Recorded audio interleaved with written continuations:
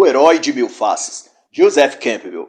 O autor, Joseph John Campbell, nascido em 1904 e falecido em 1987, foi mitologista e tido como a maior autoridade no assunto a partir de suas obras escritas e cinematográficas.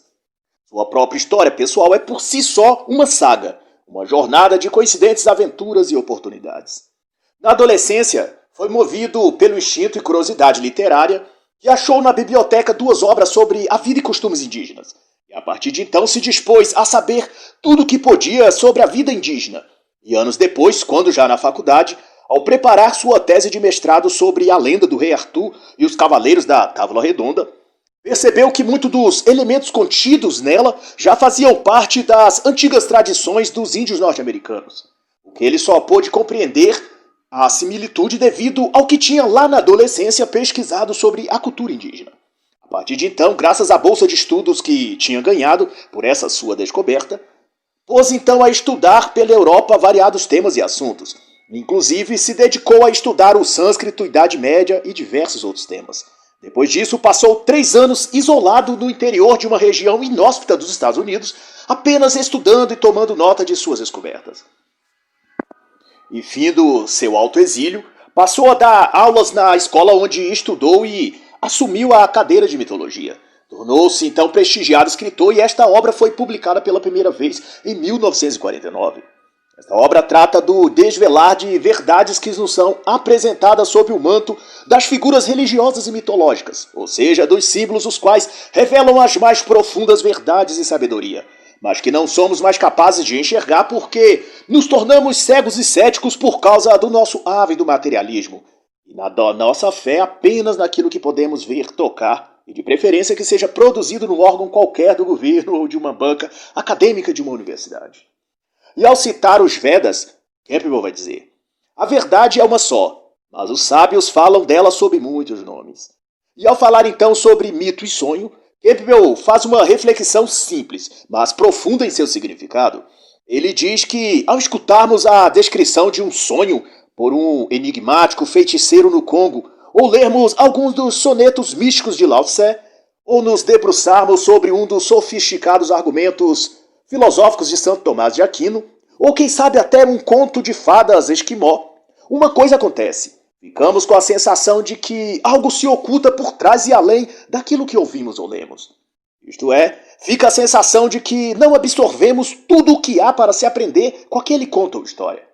Ele então vai dizer que, em todo o mundo, em todas as épocas e sob todas as circunstâncias, os mitos têm sido a viva inspiração de tudo o que produz a mente humana. Os mitos, vai continuar ele a dizer, são a abertura secreta através da qual a energia da vida penetra nas manifestações culturais humanas. E Campbell vai mais além para dizer que os símbolos da mitologia não são fabricados, não podem também ser ordenados, inventados ou permanentemente suprimidos. Os símbolos são produções espontâneas da psique, e cada um deles traz em si o poder criador de sua fonte. E nesse contexto o autor chama a atenção para o fato de que os mitos também se apresentam nas mais variadas culturas através e por meio de rituais e cerimônias que esses povos preservam e transmitem a seus descendentes. E esses ritos têm a função de provocar autodesenvolvimento e guiar o indivíduo, na maioria das vezes jovens, num novo ciclo ou estágio da sua vida. Nas palavras de Campbell, os numerosos rituais estranhos das tribos primitivas e das grandes civilizações do passado tinham o propósito e o efeito real de levar as pessoas a cruzarem difíceis limiares de transformações que requerem uma mudança dos padrões não apenas da vida consciente, mas também da vida inconsciente. E esses ritos ou rituais de passagem podem estar imbuídos em cerimônias de nascimento, de puberdade, de casamento, de morte, e basicamente se caracteriza por um conjunto ou série de exercícios formais que simbolizam um rompimento dos vínculos ou padrões mentais típicos de um estágio anterior que deve, a partir dali, ser deixado para trás. Neste caso, é a mente quem deve ser atingida e transformada, para então admitir sentimentos novos e agora apropriados à nova condição, que normalmente é considerado um novo nascimento. E será então dito pelo autor que a função primária da mitologia e dos ritos sempre foi o de fornecer os símbolos que levam o espírito humano a avançar, opondo-se àquelas outras fantasias humanas que tendem a nos levar para trás. E Campbell vai então enfatizar que talvez seja a perda e declínio destes sentimentos ritualísticos que geram na sociedade moderna tantas neuroses e problemas do espírito e mente humanas, como traumas vazios existenciais, perda de sentido ou vocação, vícios, suicídios, pois eram estes ritos e seus significados simbólicos uma espécie de fonte de auxílio espiritual. Joseph Campbell é ainda mais enfático ao destacar que o movimento da atual sociedade vai em sentido contrário o de abandonar os ritos e perder a crença neles, e, consequentemente, a desprezar tudo que possui um ethos ou inclinação metafísica. E no dizer de Campbell, isso está conduzindo as pessoas a um permanente estado mental infantilizado.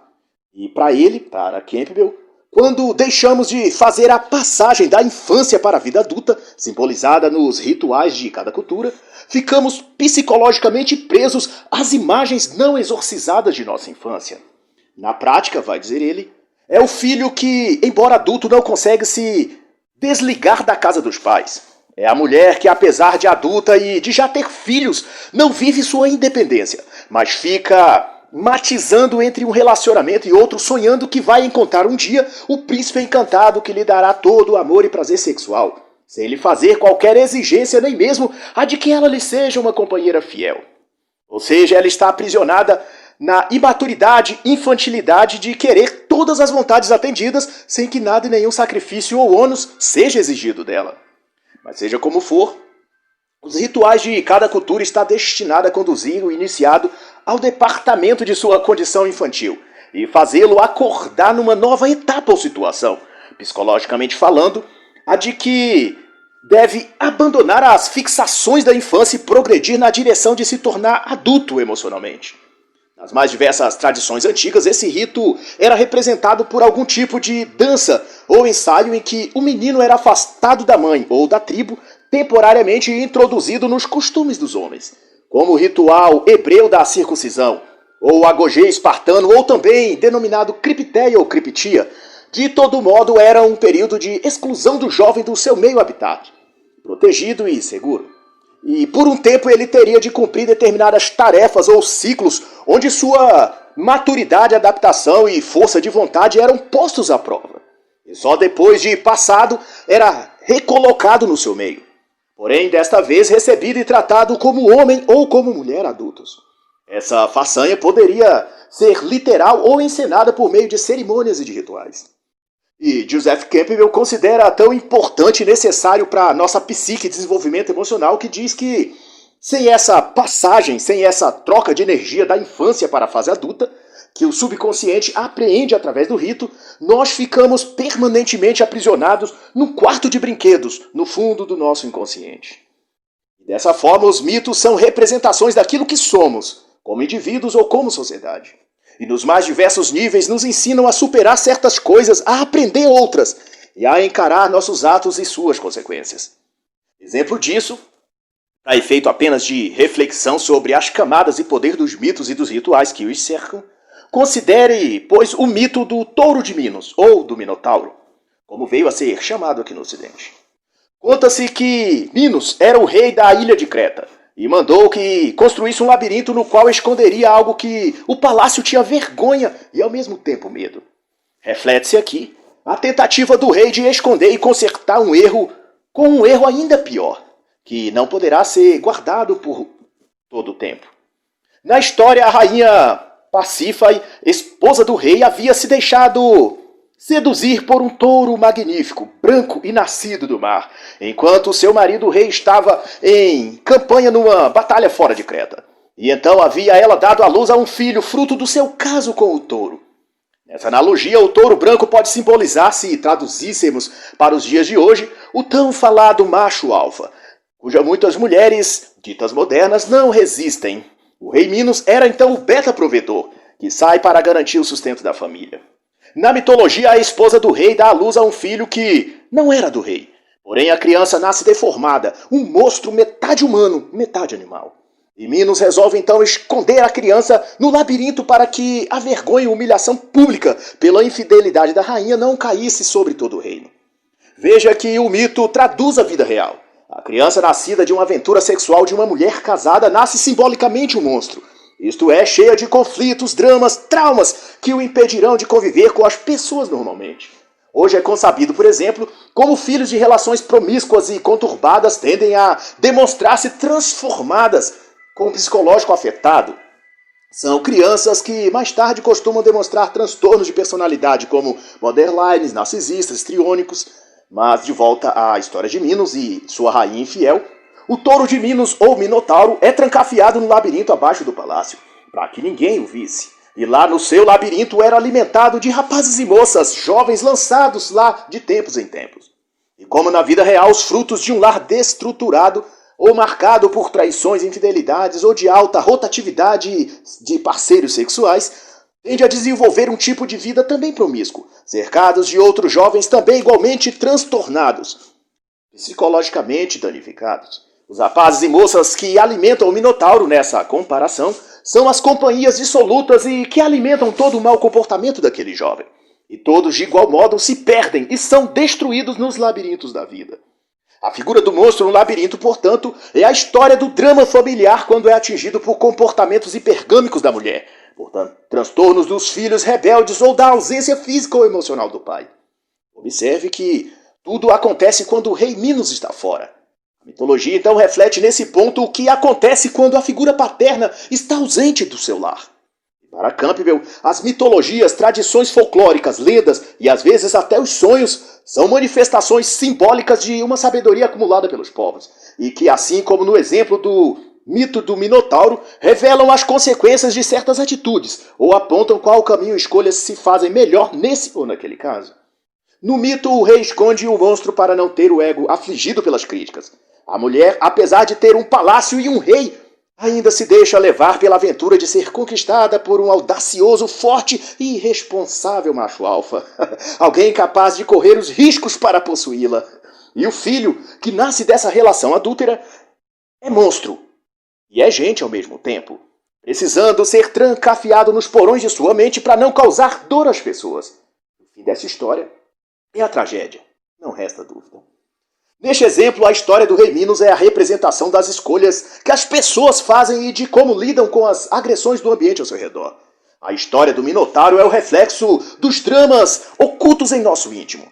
Todo mito, vai dizer Campbell, é um enigma posto diante de nós pela vida, para o decifrarmos. Todo mito, todo rito, toda tradição cerimonial é, portanto, um convite para deixarmos algo para trás e conquistarmos algo novo. E o simbolismo máximo disso, vai dizer Campbell, é o próprio ato da crucificação de Cristo. Sua morte, sepultamento e ressurreição é o símbolo da passagem do velho para o novo. Quando Cristo morre, ele encerra um ciclo, fecha uma etapa. Quando sepultado, ele é afastado do seu meio, é tirado do seu ambiente conhecido e familiar, sua zona de conforto. E quando enfim é ressuscitado, ele é levado a um novo estágio, em que penetra agora no mundo, num corpo e no espírito regenerados. O herói nos mitos, vai concluir Joseph Campbell, é portanto o homem ou mulher que consegue vencer suas limitações pessoais e alcançar uma nova forma de viver. Os mitos, lendas ou fábulas contêm uma fórmula universal, a aventura do herói, em que basicamente ele segue um caminho de obstáculos após receber uma missão, e depois de uma série de provas e desafios, derrota o mal, salva a princesa, salva o reino e recupera uma joia sagrada. E por fim, retorna renascido e vencedor. Seja qual for a história ou desafio da jornada, todo herói precisa ter algo sem o qual jamais será bem-sucedido, que é a coragem e a fé. E esse é também o mesmo requerido de cada um na sua jornada pessoal, na trajetória de construir sua própria história. E Joseph Campbell vai elencar que os mitos, os contos de fada e as histórias das fábulas antigas são manifestações de uma verdade mais profunda, que só pode ser percebida a partir de um sentimento de transcendência pessoal, que em alguns casos pode significar inclusive o início da própria jornada pessoal do sujeito ao caminho do despertamento. E nas próprias palavras do autor, o conto de fadas ou mito é um tipo de revelação. Deve ser entendido, portanto, como uma forma de transcendência, em que o mundo objetivo permanece o que era, mas há uma mudança de ênfase, que se processa no interior de cada um de nós. E o sujeito então sofre uma transformação. O caminho do guerreiro ou do herói, vai dizer Campbell, é a marcha do lugar sombrio para a claridade ou para a revelação. Representa, portanto, um triunfo da natureza psicológica e não da natureza física. Para concluir, então, a tarefa, a jornada do herói percorre 3 etapas, que é a separação, a iniciação e o retorno. E Campbell chama esse ciclo mitológico de monomito. O monomito, por sua vez, percorre a seguinte trajetória. O herói é convocado do seu lugar comum, do habitat cotidiano, e ele é levado a uma região inóspita, enfrenta perigos, vence o grande inimigo e, por fim, retorna ao seu vilarejo triunfante e vencedor. Essa mesma estrutura é vista nos contos de Prometeu roubando o fogo dos deuses, de Jasão e o Velocino de Ouro, de Enéas ao descer o mundo inferior e vencer o cão demoníaco Cérbero, para conversar com a sombra do seu pai. E assim por diante. E como acontece nas narrativas mitológicas, toda vez que o indivíduo compreende e realiza sua jornada pessoal, ele acaba por fim impactando positivamente todo o meio em que ele vive. Nesse sentido, o próprio Campbell lembra a história de Moisés narrada no Antigo Testamento, em que Moisés conduz o povo de Israel ao tirá-lo do Egito. É o chamado de Moisés, a sua jornada. No deserto, ele enfrenta a dúvida, o medo, a fome e a perseguição. São as lutas que surgem no caminho do herói. Em seguida, Moisés sobe ao monte e recebe as tábuas da lei, e volta com o rosto glorificado. Isso corresponde ao herói vencer o dragão. E depois disso, então, Moisés é ordenado a retornar ao povo. É o clássico retorno do herói ao seu antigo vilarejo, reconhecido agora como o herói vitorioso, a quem o povo se dispõe a ouvir e a seguir o exemplo. E na morfologia da aventura, vai dizer Campbell, os papéis do herói, seja um bárbaro, um grego, um judeu ou uma personagem místico, a mensagem que ele transmite é sempre a mesma: a superação moral, física, financeira ou espiritual. E todo esse feito do herói, no entanto, não se resume a uma realização pessoal desconectada do mundo. Pelo contrário, toda a trajetória do herói é, por conseguinte, a própria história pessoal de cada um de nós, e está inserida dentro de um contexto e significância muito maior, que no caso dos heróis mitológicos, Joseph Campbell vai chamar de ciclo cosmogônico, ou seja, a jornada do herói obedece um sentido ou ordem maior em que se anexa toda a raça humana e até o destino do mundo. Em resumo, enquanto o monomito trata da jornada do herói de sua estrutura, a partida, a iniciação e o retorno, o ciclo cosmogônico vai englobar toda a estrutura do herói e colocá-la no plano existencial muito maior, em cujo próprio herói e sua jornada pessoal é visto e tido como partes de um projeto maior, envolvendo todo o mundo ou todo o universo. Como a própria narrativa bíblica em que, ao começar em Gênesis, conta a saga de diversos heróis, Moisés, Jacó, Sansão, o próprio Jesus, e ao fim toda essa diegese é associada e concorre para o grande fim, o apocalipse final. Seguido depois do grande renascimento da humanidade, agora toda ela renovada. O ciclo cosmogônico segue 4 etapas: emanação ou origem, a redenção, a transformação e a dissolução ou rompimento. Mas todo mito começa de uma simples história: a aventura do herói. Essa jornada começa com um chamado, e o chamado dá início à partida. E é assim também chamado por Campbell o primeiro capítulo desta obra, a partida. E ele vai dizer que o chamado à aventura tem início de uma forma despropositada, quase sem querer, como se fosse fruto do acaso, algo aparentemente sem finalidade. Nos contos e lendas, a menina está jogando a bola para o alto, como sempre faz, e um certo dia a bola escapa das suas mãos e rola até a floresta. Ao buscá-la, algo acontece que a menina se perde e adentra mais ainda a floresta. Ou então, um certo menino vê um animal preso e vai salvá-lo, até que se vê perdido na mata. Como Branca de Neve que foge floresta adentro, cai e se perde. Ou João e Maria também perdidos na floresta. Ou o menino que é levado à floresta e ao poço por João de Ferro, no conto de Robert Bly. O chamado não é uma voz audível, mas um acontecimento fortuito e inesperado. No Antigo Testamento, Moisés teve de fugir do Egito após ser ameaçado de ser denunciado. Jacó também fugiu para o deserto após ter sido ameaçado por seu irmão Esaú. E assim na vida, um acontecimento que parece ruim pode ser um chamado para a grande jornada do herói. Há pessoas que descobrem uma grande vocação após uma grande perda. Outros após enfrentarem uma grave doença ou dificuldade. Assim, o chamado de cada um possui uma voz peculiar, pessoal. Porém, tem a característica em comum de vir repentinamente e romper um período de aparente tranquilidade. E essa quebra da normalidade causa dor e desconforto. Portanto, o chamado na vida do herói não causa paz nem harmonia, mas uma guerra interna, um conflito e incertezas que geram indecisões e medo. Motivo pelo qual o chamado na vida do herói é recusado no início, pois é um caminho desconhecido e assustador. A aventura pode começar por um erro, um mero acaso, um acontecimento insuspeito, vai dizer Campbell. O indivíduo entra numa relação com forças que não são por ele compreendidas naquele momento, e por isso ele teme. E sua reação será fugir, negar o chamado. Algumas culturas vão denominar esse chamado de o despertar do eu. E nesse contexto, representa um despertamento, que para cada pessoa terá uma conotação pessoal, específica. Para uns é algo místico, religioso, espiritual. Para outros, uma grande ideia ou um projeto profissional. Também pode possuir um sentido acadêmico ou de âmbito global, como a descoberta de um tratamento para uma doença, ou até mesmo algo muito particular, como uma viagem ou mudança no estilo de vida, mudança de uma cidade ou de um país. Seja como for, o chamado começa com algo pequeno e inesperado, e culmina para um conflito interno, dúvidas, e posteriormente a dúvida. E o autor então vai dizer que o chamado equivale a baixar de cortinas em que o horizonte familiar da vida já não são adequados. E então a vida ou o destino o chama para um momento de passagem que culminará na abertura de novas cortinas e no limiar de uma nova vida.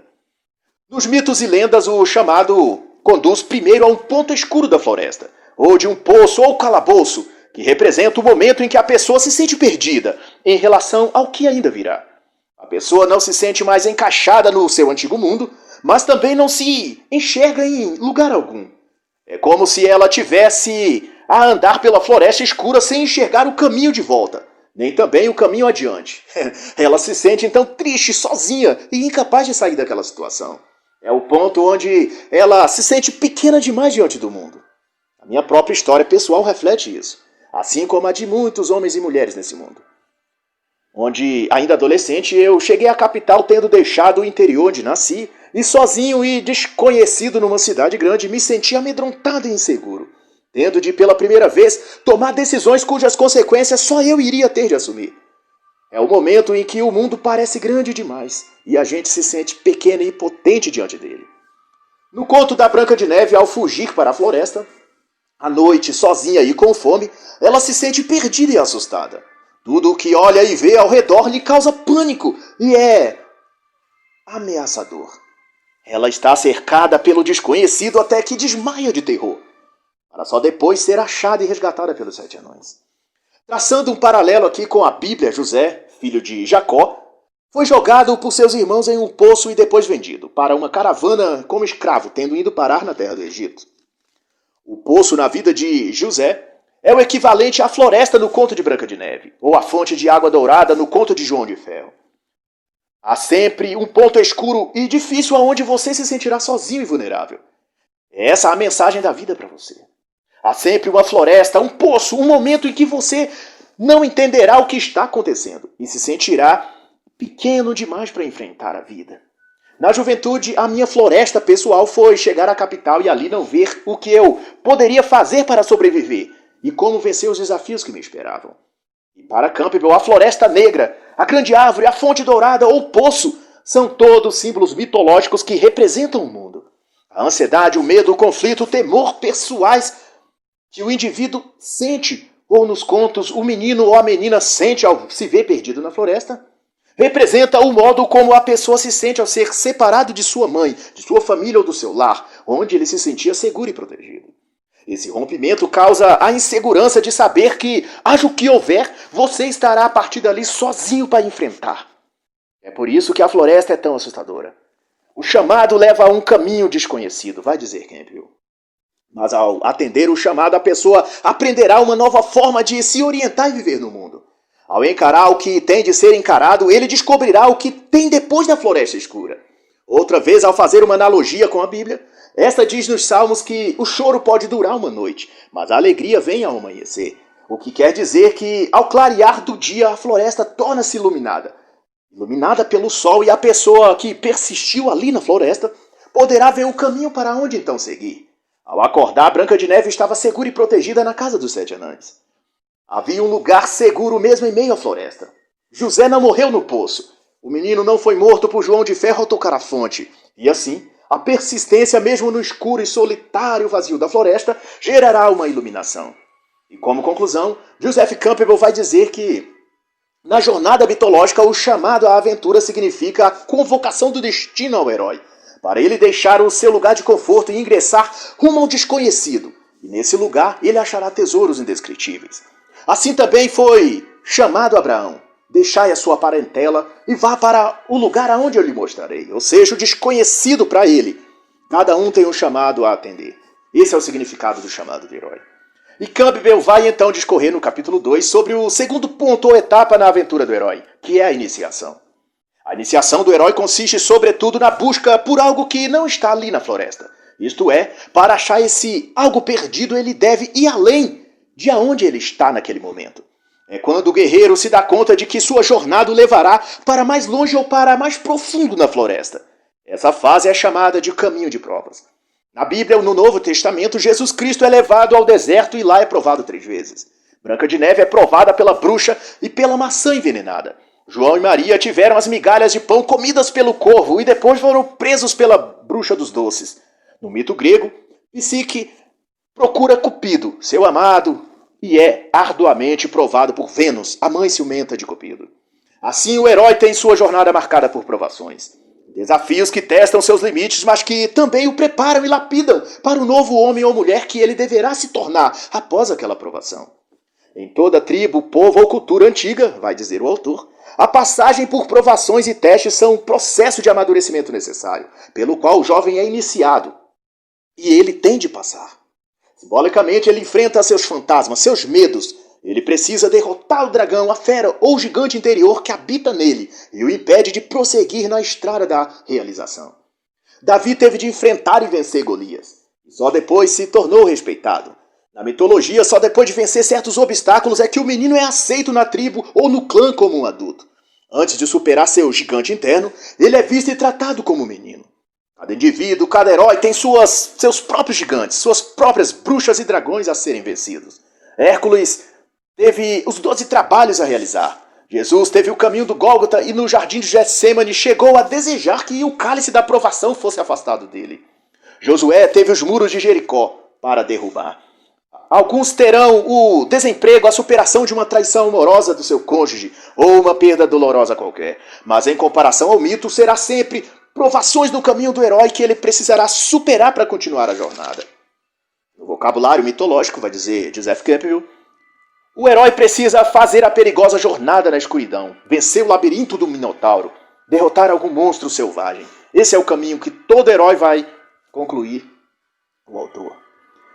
Campbell também vai concatenar que, de geração a geração, os perigos mitológicos que aparecem nos contos em forma de símbolos são os problemas reais da vida, que todos nós temos de enfrentar. E a qualidade de homens ou mulheres que sairão destas provações, vai dizer o autor, dependerá do quanto vencemos ou fomos derrotados por esses problemas. E para Campbell, cada uma dessas provações é um portal da metamorfose. Ao atravessar esse portal, transformamos a nós mesmos num ser mais forte, mais sábio e mais capaz. E como parte também dessa aprovação, e uma das mais perigosas e difíceis de ser identificadas e superadas, é chamado nos contos e mitos de encontro com a deusa. E representa as tentações em forma de sedução e encanto dos prazeres da vida. Essa aprovação é normalmente apresentada ao herói em forma de algo que ele gosta e aprecia. Nos mitos gregos pode vir através de uma mulher sexy e sedutora, ou de um jardim de delícias e fartura diante de um viajante faminto e sedento. Há lendas antigas em que o marujo perdido em alto mar recebe a oferta de uma encantadora sereia, e ao escutá-la e segui-la, o navegante é convalescido em alto mar, jogado ao fundo do oceano, preso para sempre na armadilha da sereia. Sansão sucumbiu aos encantos de Dalila, Davi ao charme de Batseba, Judas ao encanto do brilho das moedas de prata. Enfim, na vida de cada herói a deusa terá uma forma e aparência específica e tentadora para ele. Alguns serão tentados pelos convites dos amigos para matar aula e se deleitar em festas, narguilé e baladas. A outros a deusa tentadora virá em forma de Badu e Tinder, e na voz e aparência daquele alfa sedutor que entrará em sua vida e destruirá seu casamento. Alguns se sentirão tentados pelas drogas, pelas bebidas, ou pelas distrações das festas, das baladas nos finais de semana, e quando finalmente acordar se verá falido, caído num vício qualquer, e perceberá que foi levado àquela condição ao ouvir a voz doce de uma deusa tentadora, de um demônio vestido de anjo. Monstros gigantes, feras de todos os tipos, vai dizer Campbell, são símbolos dos obstáculos que hão de surgir diante daquele que se dispôs a crescer, e ao ouvir sua voz interior e seguir um caminho de crescimento. Porém, contudo, o maior desafio na vida de todo guerreiro talvez seja sobrepujar o fascínio e aliciamento das lutas em forma de prazer. É o feitiço da deusa. Na vida real, o jovem deixa o interior para estudar e trabalhar e alcançar uma vida financeira melhor e mais estável, com a qual ele sonha voltar à sua terra e ajudar seus entes queridos. Todavia, finalmente, quando está a trilhar seus objetivos ou mesmo a começar a atingir os primeiros resultados, ele se desvia do propósito, embalado pelas festas, bebidas e todas as oportunidades de prazeres transitórios que enlaçam sua mente e o levam a perder-se no caminho. Nas lendas, as distrações se apresentam não somente na forma de uma mulher atraente, mas também na de um inocente animal, como um cervo, um coelho ou uma ave. Mas todos exercem um poder hipnótico sobre o herói ou heroína. E este, ao seguir o animal, acaba desviando-se do caminho original, e às vezes, corrompido pela ilusão, não consegue se reencontrar, achar novamente o caminho. Quem nunca viu ou ouviu um caso de um jovem promissor talento que acabou se perdendo na vida para os vícios? É o jogador de futebol habilidoso que, ao sair bêbado e drogado de uma balada na madrugada, bate o carro e morre, ou fica incapacitado para o seu ofício. É a garota do interior que vai para a cidade grande pretendendo trabalhar, mas lá onde está longe das regras dos pais, resolve dar vazão à curiosidade e cede aos convites de suas novas amigas, e de balada em balada experimenta o fascínio de um mundo que não conhecia. Só depois de várias decepções se dá conta que estava muito longe do projeto de vida que se dispôs. E quando ela saiu da casa dos pais, anos atrás. No entanto, agora grávida, e já com filhos, desempregada e sem nenhuma formação profissional, não vê como retomar a jornada e vai então apenas deixando as ondas da vida de levá-la. Sem esperança, sem futuro e sem fé. No mito da guerreira mística Diana, o corajoso Actaeon descobre o esconderijo dela. E com a missão de vencê-la, ele prepara o arco, prepara a flecha, mas é enredado pelas ninfas nuas de Diana, e se distrai, e tem então suas armas tiradas pela deusa guerreira. Actaeon foi então transformado por Diana no animal. Nasceram-lhe pelos, chifres e patas, como ocorrido a Nabucodonosor no relato bíblico. E depois de transformado em bicho, Actaeon foi atacado e morto por seus próprios companheiros que não o reconheceram. Em um paralelo com a vida real, são justamente os amigos que nos levaram a se desviar do caminho, que nos abandonarão quando não tivermos mais o dinheiro, a beleza ou o status que eles desfrutavam conosco nas baladas. Depois de termos nos transformado em animais, em bichos, seremos abandonados e mortos na floresta. No conto indiano do Tantra, o local onde a deusa habita se chama Ilha das Joias. O trono da deusa fica num bosque de árvores que atendem a desejos, em meio a praias que têm areias de ouro. Tudo isso simboliza o poder de sedução e encanto que o lugar da deusa pode provocar sobre a mente de seus visitantes distraídos. Porém, a deusa do Tantra é vermelha, e isso significa que o símbolo dela é o sangue, a morte. O Bosque dos Desejos também é representado em outros contos e mitos por uma maçã dos desejos, por uma cesta de doces, por uma poção da juventude ou por outros artefatos mitológicos que ao fim são sempre objetos do desejo, postos para seduzir e hipnotizar o herói, e então tirá-lo de sua jornada. No conto hindu, Ramakrishna meditava num bosque e uma bela mulher saiu de dentro do rio Ganges e se aproximou dele. Ela estava grávida e, ao dar à luz a um filho, esmagou e devorou a criança, revelando terríveis mandíbulas. Segundo Campbell, poucos são os que conseguem a revelação da verdadeira face da deusa. Homens de pouca percepção, vai dizer o autor, costumam estar despreparados em seu espírito para detectar todas as nuances por trás dos convites tentadores para se entregar aos deleites, aos prazeres de ocasião, e às joias que brilham e distraem e tiram o herói do caminho. E por fim, o autor vai concluir dizendo que o encontro com a deusa é o teste final da capacidade do herói de resistir ao prazer imediato em prol de algo verdadeiro e duradouro.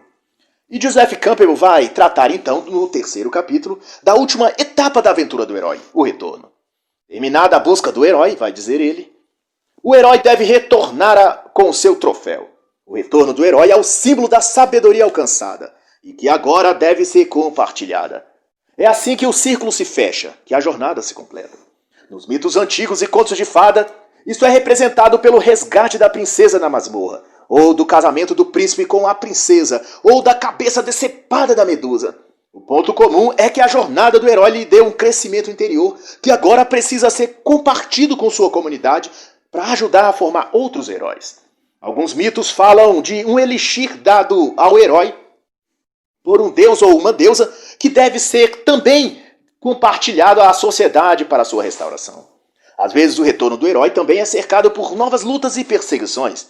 Isso simboliza o valor do conhecimento que agora o herói possui. Porém, nesse último estágio, as novas lutas do herói contarão com a ajuda de terceiros. Uma águia ou grande ave que resgata ou ajuda o herói no final de suas forças. Um grupo de fadas ou uma carruagem de resgate aparece repentinamente. Isso representam os verdadeiros amigos que apoiarão o herói, tendo ele vencido inúmeros testes e batalhas. Jonatas, filho do rei Saul, ajudou Davi a fugir quando Saul pretendia matá-lo na festa da lua nova. Por vezes, a ajuda vem em forma de um conselho, na figura mitológica, na imagem de um velho sábio, de um xamã ou de um curandeiro, que através de uma poção mágica vai sarar as feridas do herói. Na vida há uma variedade de formas como recebemos ajuda. Porém, querer fazer de um apoio e auxílio momentâneo um tipo de assistência permanente é contribuir para o próprio fim do herói, porque tira dele a responsabilidade por construir sua própria jornada. Na minha história pessoal de vida, depois que saí da cidade do interior para a capital, precisei contar com a ajuda de anjos em forma de ser humano, que foi uma família de amigos que durante um tempo me abrigou. Na primeira oportunidade, porém, eu deixei a casa dessa família de conhecidos, a quem tenho muita gratidão e até hoje mantenho contato, e fui então viver por minha própria conta e risco. Alguns achavam que eu deveria permanecer lá, na casa desses amigos, onde eu estava relativamente abrigado e amparado. Porém, eu não tinha saído da casa dos meus pais lá do interior para se tornar dependente na casa de outras pessoas na capital. Eu tinha de trilhar minha própria jornada. E quando eu então dei o passo decisivo nessa direção, eu não tinha nada além de um colchonete e um cobertor de solteiro. Depois disso, fui escalando minha montanha pessoal, trilhando minha jornada, e me mudei para uma cidade ainda maior. Estudei, prestei concurso e me estabeleci na maior capital do país. Sozinho, mas sem nenhum medo ou receio de nada. Pois eu agora tinha a sabedoria e conhecimento necessário para lidar com os problemas que eu viria a enfrentar. Era o elixir que o herói recebe ao vencer a sua batalha. Uma lenda dos Maoris, na Nova Zelândia, conta que um pescador, ao chegar em casa um dia, descobriu que sua esposa havia engolido seus 2 filhos. Através de sua magia, ele a fez regurgitar as crianças, e quando a esposa havia ido buscar água, o pescador fugiu com os 2 filhos. Na mitologia, esse processo é chamado de fuga mágica, e representa o entendimento que tudo tem o seu tempo devido.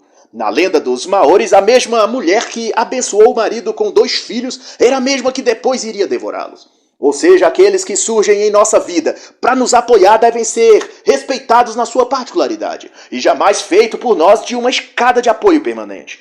Eles devem ser recebidos como aquilo que são, anjos temporários colocados em nosso caminho para nos ajudar numa situação específica e por um período específico.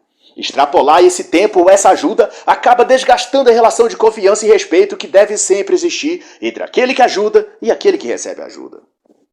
Na aventura do herói grego Jasão, ele conta com a ajuda de Medeia, filha do rei, a qual se apaixona por ele. E graças a essa ajuda, Jasão domina os touros de fogo usados para arar o campo. Amaterasu, a deusa princesa da lenda japonesa, escondeu-se numa caverna depois de ser perseguida por espíritos maus. A princípio, a caverna lhe abrigou e protegeu, mas porém todo o reino do sul corria perigo e ela precisaria deixar a caverna e salvar o reino. Os deuses então reuniram-se e enviaram a ela 3 objetos, pelos quais ela conseguiria se livrar dos espíritos maus e sair da caverna. Um espelho, uma espada e um vestido. O espelho representa o autoconhecimento, a espada, a coragem de lutar, e o vestido representa a maturidade alcançada. o estar preparado para o mundo e para a vida. Com o espelho, Amaterasu viu a si mesma e percebeu que não precisava fugir ou temer os espíritos maus, pois ela era uma deusa e bem maior que os espíritos que a assustavam. Ela então tomou a espada nas mãos e combateu os espíritos, e tendo descoberto sua verdadeira identidade, pôde assumir seu lugar no mundo. O motivo de as pessoas se esconderem na caverna é que não sabem quem são, têm medo de assumir sua força e poder e recusam-se a enfrentar a vida. Amaterasu só precisou de um espelho para enxergar a si mesma e para mudar o seu destino. Assim, na vida, precisamos, às vezes, de muito pouco para resolver nossos problemas. Às vezes, precisamos apenas nos enxergar direito, nos ver com outros olhos. Essa é a lição do mito japonês. Outro ensino presente nos mitos e trazido aqui por Campbell, e que o herói que retorna ao completar sua aventura deve ter consciência, é de que ele não é mais uma pessoa comum. Tudo o que ele disser ou fizer possui um impacto sobre o mundo onde ele habita. E ele tem de aprender agora a conviver com seus novos poderes. Na lenda de Amaterasu, o vestido novo que ela recebeu era seu novo traje diante do mundo. Ela deveria saber que não seria nem vista ou tratada mais como antigamente. É a mudança de personalidade e evolução natural que sofre aquele que sai da sua vila um menino e retorna depois um homem.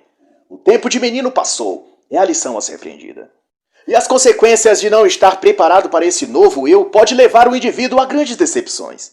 No relato bíblico, Jefté sacrificou a filha ao voltar da batalha, por ter feito um voto sem pensar nas consequências, se não cumprisse aquela sua palavra. Ele desconhecia o impacto e o poder do herói depois de revestido da vitória. Muitos não conseguem lidar com a desilusão de, após anos, retornar à sua pequena cidade e ser recebido com olhares de inveja e desprezo por seus antigos amigos da infância. Ele não suporta a solidão e crítica dos que nunca saíram da cidadezinha e por isso se ressentem dele. E muitas vezes ele renuncia seu sucesso e sua vitória. E numa linguagem metafórica, rasga suas vestes e se junta novamente aos seus antigos amigos. Torna-se novamente medíocre e pequeno com eles porque não consegue lidar com a solitude de serem agora incomum. O crescimento exige o preço de não ser mais aceito entre os pequenos. Essa é a grande lição a ser compreendida. Outro exemplo está na experiência de Pedro, Tiago e João no Monte da Transfiguração. Ao ver Jesus com a face brilhante e as suas vestes resplandecentes, os discípulos caem por terra aterrorizados. Isto é, se não tiver com o espírito e mente preparados, muitos podem cair ao chão e ficar prostrados quando enxergarem a luz pela primeira vez. Ao sair das trevas, seu rosto irá brilhar e suas vestes irão resplandecer. E você já não será mais aceito entre aqueles que ainda vivem em trevas. Aceite que esse é o preço da verdade. E para concluir, Campbell vai dizer, em tom reflexivo, que a vida é um campo de batalha onde o herói conquista e vence suas lutas e inimigos. E o campo de batalha da vida é como uma floresta, com uma natureza selvagem e ríspida, onde todas as criaturas vivem da morte de outra. E assim, enquanto você estiver na batalha da vida, saiba que muitos, para sobreviver, desejam e tentam fazer você morrer. E assim encerra a análise da obra O Herói de Mil Faces, de Joseph Campbell.